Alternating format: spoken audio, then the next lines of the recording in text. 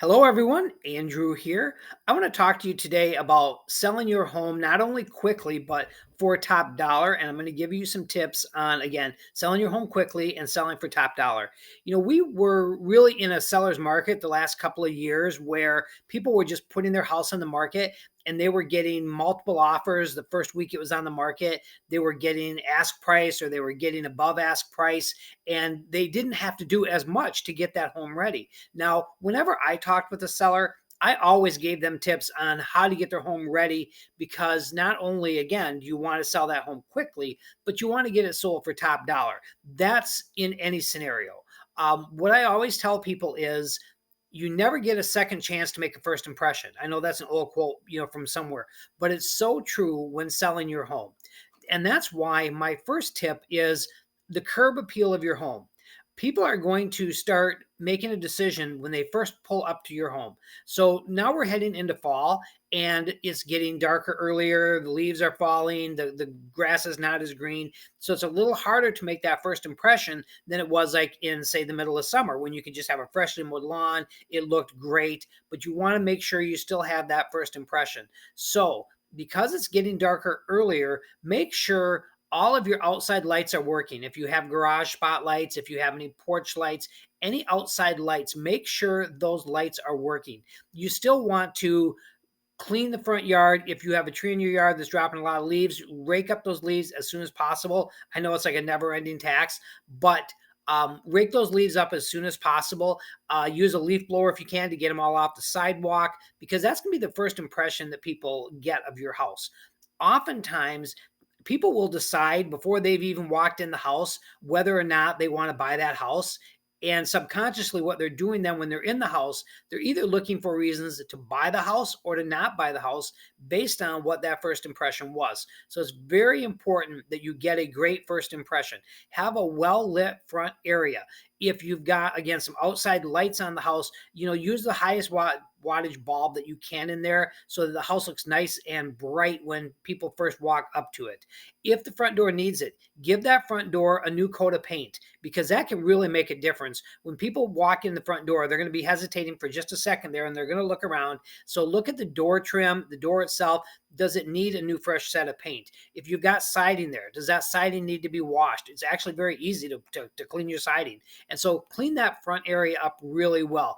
If you have plants there, make sure that they're not, towards the end of their life. Unfortunately, this time of year, we're starting to get a frost. And so some of the plants that looked great a couple of weeks ago don't look so great today.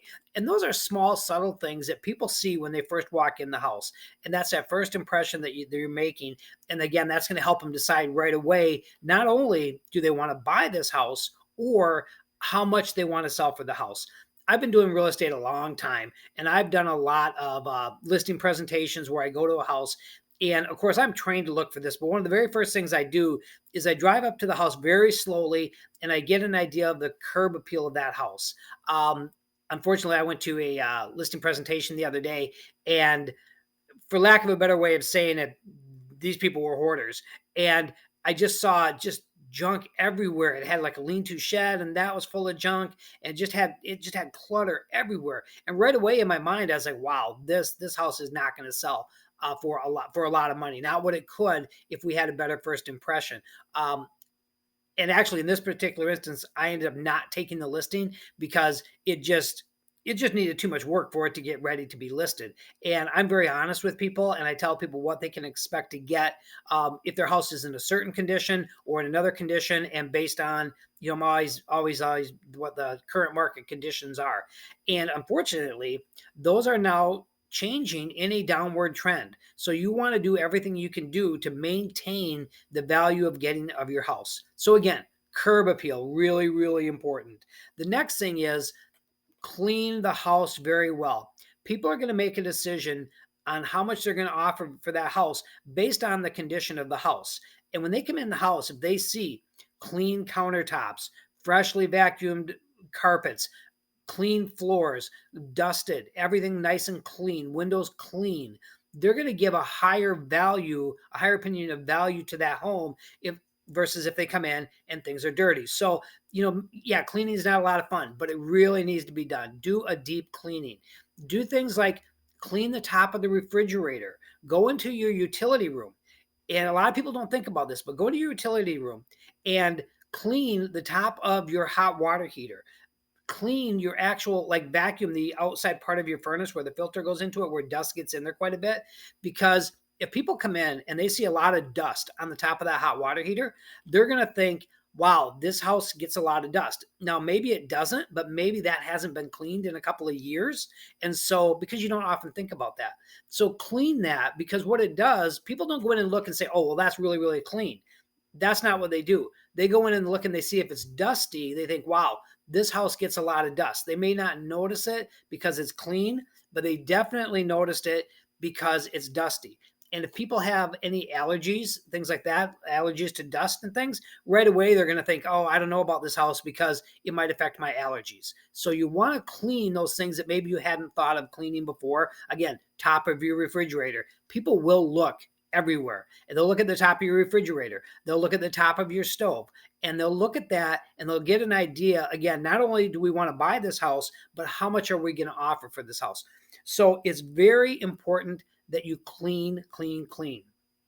Have like a nice clean slate for people when they're going to be coming into the house, which leads right into my third tip actually. Third tip is declutter the house. Um, I'm guilty of it myself, but I have no intention of moving. So I can have my house more cluttered, but I do have a lot of clutter in my house. If I was going to sell my house, I would need probably to rent a storage unit and move a lot of things out, because I do have a lot of clutter. And the thing about that is, oftentimes people can't look past that clutter and be able to see themselves living there. What they do is they see the current person living there. So you want to declutter as much as possible. Keep some things out, some of your nicer knickknacks and things that you like, things like that. That's fine, but keep it to a minimum. Really declutter so that people can be looking at your home and thinking, yes, this is the home that I want to buy because I can see my things here. So you want to declutter as much as possible, which leads to my next thing, which in addition to decluttering, you also want to depersonalize the home.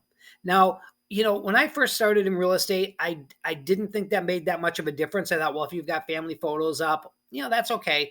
But then I noticed as I was taking people through the house that they were stopping and they were looking at all the different photos and things that were there. And you could just tell they were thinking, this house belongs to that person. They couldn't see themselves owning this house. It wasn't their home.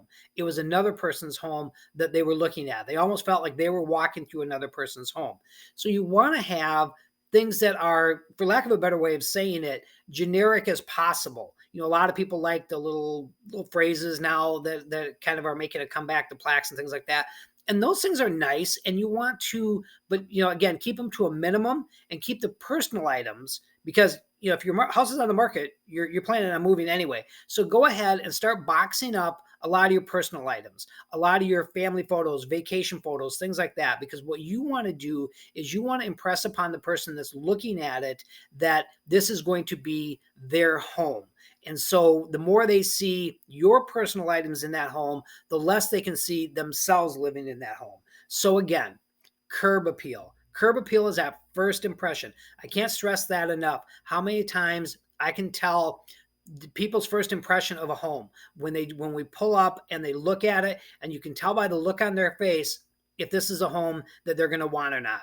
So have that home look very appealing. Second of all is just clean. And when you get done cleaning, clean again.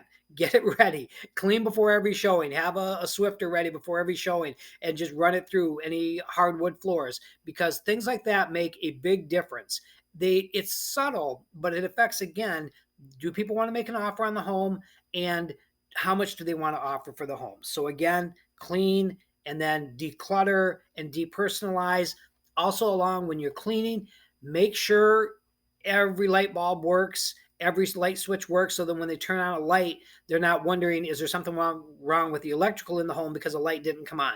So make sure all your lights are working, have it well lit, have it clean, have it decluttered, have it depersonalized. Not only will these things help you sell your home faster, but for a higher amount. Seems very, very simple, but it's very, very true. You want to sell it quickly, you want to sell it for top dollar. Also, get the advice of your real estate agent on what you need to do. Sometimes things are very obvious that have been sitting right in front of you for years, and you didn't realize that, wow, that could actually affect the sale of my home. We've done this almost every listing appointment we've gone into. They say, hey, what could I do? And some homes are just perfect. I'm like, you know what? There's some I wouldn't change a thing. Most of the time, I say, well, you don't realize this, but this has been sitting there for a long time. Maybe it's time to upgrade that particular thing, whatever it is, just some simple things, or just remove it, declutter things. I don't want to get into too many stories, but yeah, there's been so many things I could tell you of things I've told people. You might want to move that. For example, even things like if you're a big football fan and we live in Wisconsin and there's this Packer Bears rivalry, and if you're a Bears fan, you got a lot of Bears memorabilia out. Some Packer fans don't really like that, and it can work the other way as well. So kind of keep that to a minimum. It's okay to have a little bit of your favorite team out because there's a little bit of a rivalry, but people look at those things. People notices those kind of things. You want everything to make a positive impression on that potential buyer. So those are just some simple things that you can do to hopefully, again, sell your home fast and sell it for top dollar. Thank you.